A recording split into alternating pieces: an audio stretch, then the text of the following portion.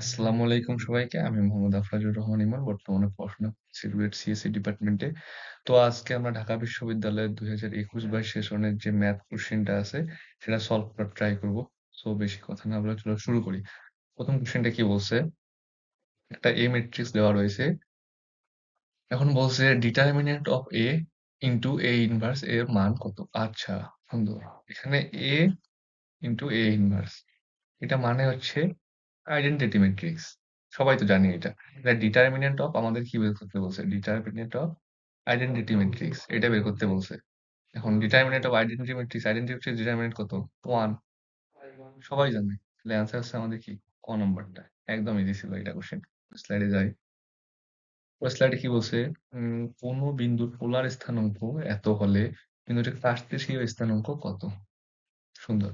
পোলার স্থানাঙ্ক থেকে কার্টেসীয় স্থানাঙ্ক কনভার্ট করার একটা সিস্টেম আছে, সেটা হচ্ছে x is equal to r cos theta এবং y is equal to r sin theta। So এই যে এখানে এটা c, এটা হচ্ছে আমাদের r, আর এটা এই যে এই পাইটা এটা হচ্ছে আমাদের থিটা। এটা হচ্ছে r আর এটা হচ্ছে থিটা, হচ্ছে কোণ। সো এখন আমরা কি করব? এখন আমরা মান বসাই দিব। সো এখন যদি মান বসাই দিই, r এর মান হচ্ছে c cos পাই মানে কত? 180। cos 180 আর এখানে কত? c sin 180। সো এটা যদি আমরা ক্যালকুলেশন করি তাহলে তাহলে এখানে যদি আমরা ক্যালকুলেশন করি তাহলে আমরা অ্যান্সারটা পেয়ে যাব। অ্যান্সারটা কত? অ্যান্সারটা হচ্ছে আমাদের মাইনাস সি cos 180 মাইনাস 1, এটা হচ্ছে 0। খ নাম্বারটা অ্যান্সার। পরের স্লাইডে যাই। এখন কি বলছে? যদি পি বিন্দুটি এত রেখার উপর অবস্থিত হয়, হ্যাঁ, এবং এত বিন্দু ও এত বিন্দুদ্বয় থেকে সমদূরবর্তী হয়, তাহলে পি এর স্থান কত? হ্যাঁ, এই যে একটা সুন্দর কোশ্চেন। এই কোশ্চেনটা দিছে টাইম খাওয়ানোর জন্য। অনেকে কি করবে? এই কোশ্চেনটা কি করবে? পড়ার পরে কি করবে? এই সোজা কোশ্চেন বলছে, যে বলছে এই পি বিন্দু থেকে এত বিন্দুর যে দূরত্ব, আবার বলছে কি এই এত এত বিন্দু থেকে সমদূরবর্তী। So এটা অনেকে বড় নিয়মে করতে যাবে। সো আমরা এটা করব না। আমরা খুব ইজি নিয়মে ট্রাই করব। এখানে বলে দিচ্ছে যদি পি বিন্দুটি এত সরলরেখায় অবস্থিত হয়, তাহলে পি বিন্দুটার যে স্থানাঙ্ক যাই হোক না কেন, সেই বিন্দুটা দ্বারা এই সরলরেখাটা সিদ্ধ হবে। বলেই দিছে যে পি বিন্দুটি এত সরলরেখায় অবস্থিত। একটা বিন্দু যদি একটা সরলরেখায় অবস্থিত হয়, তাহলে কি সেই বিন্দুটা দিয়ে আমাদের ওই সরলরেখাটা সিদ্ধ হবে। তাহলে আমরা কি করব? এই ৪ টা অপশনের এই বিন্দুগুলা এই সরলরেখার মধ্যে বসাবো। বসাইলে আমরা দেখব যে অ্যান্সার আমাদের কত আসতেছে। তাহলে প্রথম ইয়েটা কি ছিল? x minus 3y is equal to 2। So ১ number অপশনটা যদি আমরা বসাই, এখানে যদি বসাই তাহলে কি আসতেছে? ১২ মাইনাস ৩ ৪ এ আবার ১২, হ্যাঁ, ১২ মাইনাস ১২ is equal to ২। এটা তো হইতে পারে না, সম্ভব না। তাহলে অপশন ক নাম্বার হচ্ছে না। এখন আমরা কি করব? গ নাম্বারটা ট্রাই করব। গ নাম্বারটা যদি ট্রাই করি তাহলে কি ১৬ minus ৩ ৪ A ১২ is equal to ২। হ্যাঁ, এই তো হয়ে গেছে। তাহলে এই যে গ নাম্বারটা হচ্ছে আমাদের অ্যান্সার। আর ১৬ থেকে এটা হচ্ছে ৪, সরি এটা না। ৪ সমান নয় ২ এর। তাহলে এটা হচ্ছে আমাদের অ্যান্সার হতে পারে না। কি করব তাহলে? পরেরটা ট্রাই করব। খ নাম্বারটা ট্রাই করি। খ নাম্বারটা ট্রাই করলে তাহলে কি হবে? ১৪ minus ৩ ৪ A ১২ is equal to 2। হ্যাঁ, এটা হচ্ছে আমাদের অ্যান্সার। তাহলে ২ সমান সমান ২। খ নাম্বারটা হচ্ছে আমাদের অ্যান্সার। এই খ নাম্বারের যে স্থানাঙ্কটা আছে সেইটা স্থানাঙ্ক দিয়ে আমাদের এই সরলরেখাটা সিদ্ধ হয়েছে। এখন তাহলে এই পি বিন্দু স্থানাঙ্ক হচ্ছে ক নম্বর অপশনটা। আশা করছি বুঝতে পারছো। পরের স্লাইডে যাই। পরের স্লাইডে কি বলছে? সমীকরণ এর মূলদ্বয় সমান হলে নিচে কোনটি সঠিক? সমীকরণের মূলদ্বয় সমান হলে, সমীকরণের মূলদ্বয় যদি সমান হয় তাহলে আমাদের কি শর্ত আছে না? সেটা হচ্ছে নিশ্চয়কের মান 0। তাহলে কি নিশ্চয়কের মান কত? বি স্কয়ার মাইনাস 4ac, এটা কত? 0। বি স্কয়ার মাইনাস 4ac, এটা হচ্ছে আমাদের 0। নির্ণয়ের যে নিশ্চয়কের মান সেটা হচ্ছে 0। তাহলে এই সমীকরণটাকে আমরা কি আগে আদর্শ সমীকরণে নিয়ে যাই। যদি আদর্শ সমীকরণে নিয়ে যাই তাহলে কি হবে? 1 প্লাস ax মাইনাস কি bx square is equal to 0। তাহলে এটা যদি আমরা bx স্কয়ারকে আগে লিখি তাহলে minus bx square plus ax plus 1 is equal to 0। So এখানে এ কত? এ মানে হচ্ছে এক্স স্কয়ার সহগ। এখানে এ এক্স স্কয়ারের সহগ হচ্ছে মাইনাস বি এবং এক্স এর সহগ কি? এক্স এর সহগ হচ্ছে এ। তাহলে B square minus 4ac, B square minus 4ac এটা ইকুয়াল টু 0। তাহলে এখন কি? বি মানে কি? বি মানে হচ্ছে এক্স এর সহগ। এক্স এর সহগ কত এখানে? এক্স এর সহগ হচ্ছে এ। তাহলে এ স্কয়ার মাইনাস 4। এ কত? এ হচ্ছে আমাদের এক্স স্কয়ারের সহগ। এক্স স্কয়ারের সহগ কত? এক্স স্কয়ারের বি। তাহলে এখানে মাইনাস প্লাস, তাহলে আচ্ছা আচ্ছা বি। সি কত? সি হচ্ছে আমাদের 1। সি হচ্ছে আমাদের 1। তাহলে এটা ইজ ইকুয়াল টু 0। তাহলে অ্যান্সার কত আমাদের? এ স্কয়ার প্লাস 4বি is equal to 0। So answer হচ্ছে আমাদের খ নাম্বার। হ্যাঁ, খ নাম্বারটা অ্যান্সার আমাদের। স্লাইডে যাই। আসলে কি বলছে? এত পরাবৃত্তের উপকেন্দ্রের স্থানাঙ্ক কোনটি? আচ্ছা, একটা পরাবৃত্তের সমীকরণ দেওয়া হয়েছে। এখন সেই পরাবৃত্তের সমীকরণ থেকে আমাদের উপকেন্দ্রের যে স্থানাঙ্ক সেটা বের করতে বলছে। পরাবৃত্তের সমীকরণটাকে আমরা আদর্শ সমীকরণে আগে নিয়ে যাই। তাহলে সমীকরণটা কি দিছে? Y square is Y square, তাহলে যদি আদর্শ সমীকরণ নিতে চাই তাহলে টু ওয়াই তাহলে plus one is equal to 8x minus 9, এদিকে প্লাস ওয়ান করে থাকবে। হ্যাঁ, এখন ঠিক আছে। তাহলে এটা কি হবে? Y minus one whole square is equal to 4 into 2 into X X X minus one, X minus one, ঠিক আছে। তাহলে আমাদের শীর্ষবিন্দু কত? শীর্ষবিন্দু শীর্ষবিন্দু শীর্ষবিন্দু কত আমাদের? শীর্ষবিন্দু কত? 1, 1 এবং এ কত? এ হচ্ছে আমাদের 2। এখন উপকেন্দ্রের স্থানাঙ্ক কি হবে? উপকেন্দ্রের স্থানাঙ্ক হবে উপকেন্দ্রের স্থানাঙ্ক কি? উপকেন্দ্রের স্থানাঙ্ক উপকেন্দ্রের স্থানাঙ্ক হবে উম, অর্থাৎ আলফা অর্থাৎ আলফা বিটা হচ্ছে এই যে শীর্ষবিন্দু, এটা হচ্ছে আলফা, এটা হচ্ছে বিটা। আলফা প্লাস এ কমা বিটা। তাহলে এটা কত? আলফা এর মান কত? আলফা এর মান হচ্ছে 1 প্লাস এ এর মান হচ্ছে 2 কমা বিটার মান হচ্ছে 1। তাহলে অ্যান্সার কত আমাদের? 3,1। 3,1 অপশন রয়েছে ক নম্বরটায়। Easy question. পরের স্লাইডে যাই।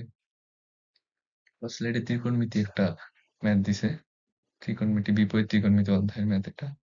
বলছে কি কোসেক স্কোয়ার এত মাইনাস 3 সেক স্কোয়ার এত এর মানটা কত আমাদের?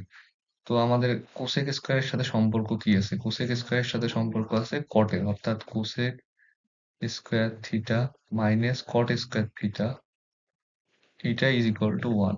সেক স্কোয়ারের সাথে সম্পর্ক আছে ট্যান এর, অর্থাৎ sec square theta minus tan square theta is equal to 1। So cosec স্কোয়ারের সাথে যেহেতু সম্পর্ক আছে কটের, তাহলে এই ট্যান ইনভার্সটাকে আমরা কটে রূপান্তর করবো সবার আগে। তাহলে এই ম্যাথটা আমরা কট ট্রাই করি সবার আগে। তাহলে কোসেক স্কোয়ার এটাকে যদি ট্যান থেকে কটে মানে কটে রূপান্তর করি তাহলে কি হবে? কট ইনভার্স 2। হ্যাঁ, মাইনাস 3 সেকের সাথে সম্পর্ক আছে আমাদের ট্যানের, তাহলে এটা কি 3 sec square into tan tan inverse 1/√3। সুন্দর। এখন কি করব? এখন কোসেক স্কোয়ার এটাকে মনে মনে আমরা কি করবো? থিটা কল্পনা করবো, আবার এটাকে মনে মনে থিটা কল্পনা করবো। এখন কোসেক স্কোয়ারকে কি লেখা যাবে? কোসেক স্কোয়ারকে লেখা যাবে হচ্ছে 1 প্লাস কট স্কোয়ার কট ইনভার্স 2 মাইনাস 3 সেক স্কোয়ারকে কি লেখা যাবে? সেক স্কোয়ারকে লেখা যাবে 1 প্লাস ট্যান স্কোয়ার, আবার এটা তাহলে একবার আমি গুণ করে যদি দিই 1 plus tan square tan inverse 1/√3। সুন্দর। এখানে একটা সেকেন্ড ব্র্যাকেট দেওয়া উচিত। হ্যাঁ, সেকেন্ড ব্র্যাকেট দিলাম। সো এখন কি? এখন 1 প্লাস এই যে স্কোয়ারটা দেখতেছো, এই যে স্কোয়ারটা, এই স্কোয়ারটা যদি আমরা এখানে দিই কোনো সমস্যা নেই। কারণ কি সেম জিনিস, এখানেও দেওয়া যে কথা, এখানেও দেওয়া সেই কথা। তাহলে এই কট ইনভার্স আর কট কাটাকাটি দেওয়ার পর থাকবে কত? 2, আর 2 এর উপরে স্কোয়ার দেওয়াটা 4 মাইনাস। এখন এই -3 দ্বারা এখানে যদি আমরা গুণ করি তাহলে আসতেছে -3, ঠিক আছে। আবার এই যে 3, এই 3 দ্বারা এখানে যদি আমরা গুণ করি তাহলে কি আসবে? আবার আসবে -3 ইন্টু এই যে স্কোয়ারটা রয়েছে, এই যে স্কোয়ারটা এটা আমরা এখন এখানে দিতে চাই। তাহলেও সেম থাকবে। তাহলে এই tan আর tan ইনভার্স কাটাকাটি যাবে। তার উপর একটা স্কোয়ার থাকবে। তাহলে কি হবে? 1/3। তাহলে এই 3 কাটা যাবে। তাহলে আমরা যদি এটা ক্যালকুলেশন করি তাহলে আসতেছে 5 5 মাইনাস 4 ইজ ইকুয়াল টু 1। তো অ্যান্সার হচ্ছে আমাদের 1, গ নম্বরটা। পরের স্লাইডে যাই। কি বলছে? একটি উপবৃত্তের উপকেন্দ্রিক লম্বের দৈর্ঘ্য বৃহদাক্ষের দৈর্ঘ্যের অর্ধেক। হ্যাঁ, উপবৃত্তটির উৎকেন্দ্রিকতা কত? একটি উৎকেন্দ্রিকতা চেয়েছে। বলছে উপবৃত্তের উপকেন্দ্রিক লম্বের দৈর্ঘ্য বৃহৎ অক্ষের দৈর্ঘ্যের অর্ধেক। উপকেন্দ্রিক লম্বের দৈর্ঘ্য আমরা কি জানি? উপকেন্দ্রিক লম্বের দৈর্ঘ্য হচ্ছে 2b square divided by a। এটা কিসের অর্ধেক? বৃহৎ অক্ষ। বৃহৎ অক্ষ মানে হচ্ছে 2a। বৃহৎ অক্ষ মানে হচ্ছে 2 i আর উপকেন্দ্রিক লম্ব হচ্ছে 2b square divided by a। বৃহৎ অক্ষের দৈর্ঘ্যের অর্ধেক অর্থাৎ 2a ইন্টু হাফ। তো এখান থেকে আমরা কি লিখতে পারি? এখান থেকে লিখতে পারি আমরা b square by a square is equal to half. সুন্দর। b square by a square is equal to half. এটা যদি 1 নম্বর সমীকরণ দিয়ে লিখে দেখি, চাইছে আমাদের উৎকেন্দ্রিকতা অর্থাৎ e। উৎকেন্দ্রিকতা আমরা সূত্র জানি, e is equal to root over 1 minus b square by c square. b square by a square, sorry. তাহলে e এর মান এখন আমরা বের করতে পারবো ইজিলি। 1 মাইনাস হাফ। তাহলে e এর মান আসতেছে কত? e is equal to 1 by root 2। So answer হচ্ছে আমাদের খ নম্বরটা। ইজি ছিল। আমরা স্লাইডে যাই। কি বলছে? কোন একটি বিন্দুতে ক্রিয়ারত দুইটা বল, এত বলদ্বয়, এই বলদ্বয়ের লব্ধি 2√5। হ্যাঁ, সুন্দর। 2√5 এই বলদ্বয়ের যে লব্ধি 2√5, তাদের মধ্যবর্তী কোণ কত? তো আমরা যে সূত্র একটা জানি, R square is equal to কি? P square plus Q square plus 2pq cos of alpha.